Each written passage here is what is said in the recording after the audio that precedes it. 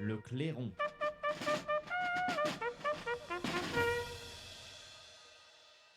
Et tout de suite, nous recevons et depuis les États-Unis, Renaud Bochard. Bonjour Renaud Bochard. Bonjour Clémence. Merci, beaucoup d'être avec nous, ce matin Petit et toujours décalage en de son horaire côté pour le décalé. monteur. Vous êtes, donc avocat, auteur des Chroniques grégoriennes, auteur de Christopher Lasch, Un populisme, vertueux aux éditions, Michalon et les Chroniques grégoriennes, pardon, c'est un Substack aussi à retrouver évidemment. Heu et alors depuis les États-Unis, il y a aussi une actualité riche, toujours autour de ces élections présidentielles puisque Joe Biden n'arrête pas de faire parler de lui en ce moment. Ah, c'est le moins qu'on puisse dire en fait. Ce qui s'est passé lors du débat est vraiment quand même un événement tout à fait inédit dans l'histoire américaine. C'était une sorte de défenestration en direct. Mais encore une fois, l'importance de ce débat n'est pas tant dans ce qui s'est passé. C'était pas d'ailleurs un débat, c'était d'une autre nature. Oui. Lorsqu'on dit qu'il a eu un mauvais jour, ça n'est pas du tout le cas. Encore une fois, c'est un suicide en direct, c'est une révélation en direct de quelque chose que tout le monde savait. Et ce qui est, encore une fois, les élites prient la main dans le sac de ne pas avoir, c'est assez étrange quand même, de ne pas avoir la capacité d'utiliser leur sens pour en fait former des jugements sur ce que Mmh. tout le monde voit. C'est assez incroyable. En fait, on voit des gens qui ont les sens atrophiés Ouais. et qui attendent en fait un décret des autorités pour voir ce que tout le Pour monde avoir voit. le droit de le voir. C'est vraiment le roi est nu, quoi. C'est vraiment le roi est nu. Donc là, on se retrouve dans une drôle de situation en fait entre deux gros mensonges. Entre le mensonge de la compétence de Biden pour assumer les fonctions de président et pour être candidat à sa propre élection, et le mensonge suivant qui sera le mensonge sur les qualités extraordinaires de son successeur. Mmh. Euh, donc, dans cet intermède en fait entre deux gros mensonges, on voit en fait la vérité nue de cet appareil de propagande.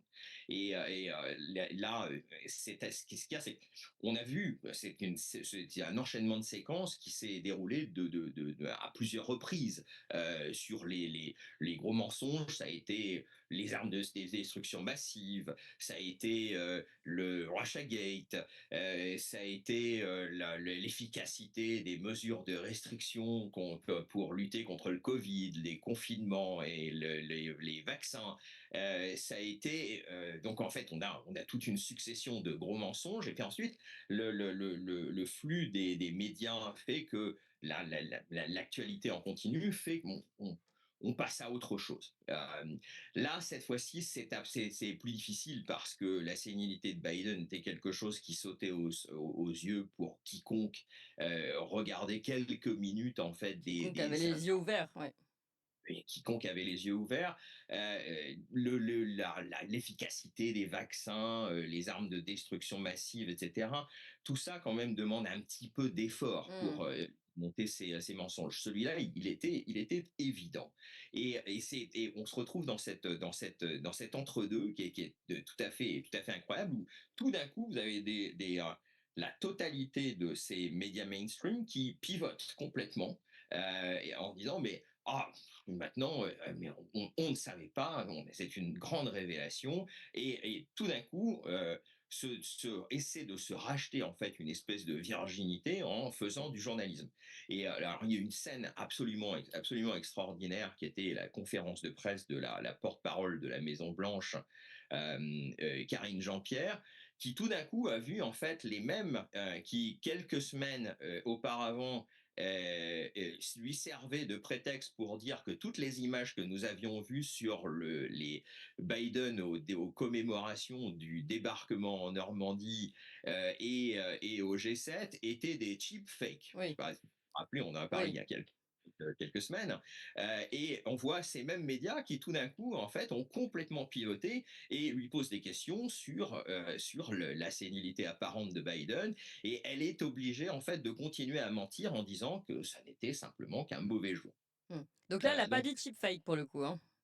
Ah là, non, là, les deepfakes sont complètement partis, en revanche, le débat a pivoté sur un autre événement qui est intervenu entre-temps, c'est, la publication de l'arrêt de la Cour suprême sur l'immunité présidentielle. Mmh. Bon, cet arrêt de la Cour suprême sur l'immunité présidentielle, c'est ce que j'appellerais une lapalissade juridique, mais il est important quand même puisque cet arrêt est le seul arrêt, qui se prononce sur, la question de l'immunité présidentielle. En fait, avant cet arrêt, on avait une situation où le président disposait bénéficiait d'une quasi-immunité totale. Heu, Avec Pendant l'arrêt ce de la mandat, pendant ce mandat. pendant son mandat. Avec l'arrêt de la Cour suprême, la Cour suprême établit en fait ce qu'est un test en trois parties.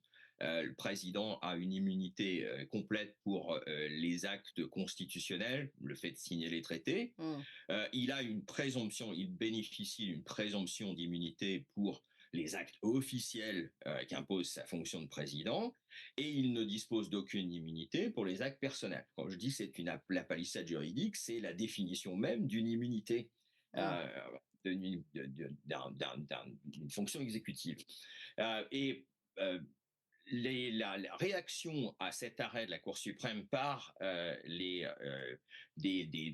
hystériques, des journalistes hystériques démocrates comme Joy Reid, par exemple, a été de dire, mais du coup, on ne peut pas du tout avoir Trump comme président, puisque cette fois-ci, Trump a des pouvoirs illimités en vertu de la Constitution, de la nouvelle interprétation de l'immunité présidentielle dans la Constitution américaine, ce qui n'est pas du tout le cas, puisque Oui. en l'occurrence, l'idée dans de la présomption d'immunité du président pour les actes officiels élimine complètement la possibilité qu'un président puisse faire assassiner des opposants politiques et bénéficie de l'immunité présidentielle. Oui.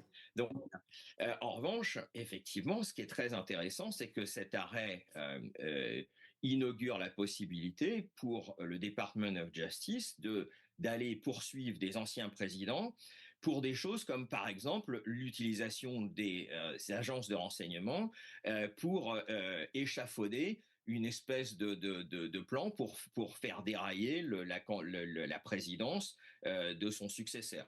Je pense à l'utilisation par Obama des agences de renseignement pour élaborer le Russiagate. Mmh. Donc, on se retrouve dans une situation où tout d'un coup, vous avez une hystérie complète autour. On ne peut pas avoir Trump puisqu'il va bénéficier de cette Mmh. immunité complète. Donc, il vaudrait mieux aller à l'élection présidentielle avec ce Maccabée qui est Joe Biden plutôt qu'avec Mais ça Trump. tient Donc absolument pas la route comme argumentation, c'est nul. c'est complètement incroyable. En fait, on vit vraiment Mmh. dans des temps complètement incroyables. Et encore une fois, ça rend le côté. C'est vraiment une situation absurde. Nous vivons dans des temps absurdes. Mmh. Et cette espèce d'obsession, cette espèce d'hystérie autour du retour de Trump et rend les choses encore plus incroyables. Puisque maintenant, bon, vous avez Biden est toujours le candidat putatif des démocrates, mais tout le monde sait très bien qu'il est un homme mort. Bon, donc on doit passer à autre chose. Se pose maintenant la question de savoir qui, puisque là, en l'occurrence, au début, dans les jours qui ont suivi le débat, penchait plutôt pour l'hypothèse Kamala Kamala Harris, qui Harris. était la plus logique. Euh, Seulement, on entend maintenant beaucoup de gens dire mais non, non, c'est pas possible. En fait, on est presque en meilleure position avec Biden, y compris après les révélations du Oui. débat, qu'avec Kamala Harris. Donc, on est en train, dans cet entre-deux, on ne sait pas encore. Toujours pas de Michelle Obama dans les parages. Je pense pas, non. Mmh. Ça me paraît. Elle a trop d'intuition, de sens politique et d'ambition pour pouvoir partir Ouais. dans Prendre ses postes un peu, oui, on va dire, un peu épouvantail, homme de paille, oui.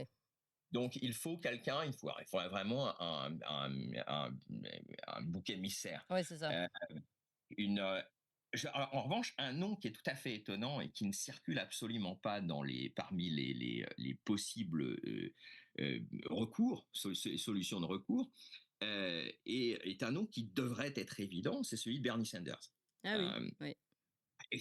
c'est assez c'est bon, Bernie Sanders si on recherche quelqu'un qui aurait une certaine légitimité, Bernie Sanders est arrivé deuxième dans les primaires de 2016 et dans les primaires de 2020, en sachant très très bien que Bernie Sanders a été éliminé par des méthodes Mmh, assez peu avouables. Bon, mmh, la triche en 2016, oui, en 2020, on a fait s'écarter tout le monde avant Super Tuesday de façon à faire revenir Biden, qui après les primaires du New Hampshire et de l'Iowa était un homme mort.